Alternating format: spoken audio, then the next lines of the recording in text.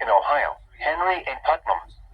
The National Weather Service in northern Indiana has issued a tornado warning for northeastern Putnam County in west central Ohio, southeastern Henry County in northwestern Ohio, until 9:15 p.m. Eastern Daylight Time.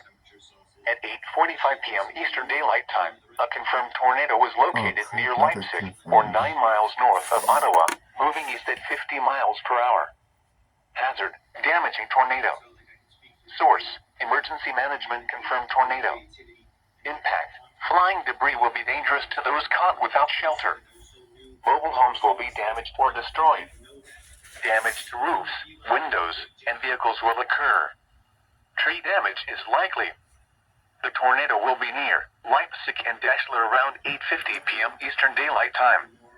Other locations impacted by this tornadic thunderstorm include Gallup, Prentice, and Belmore.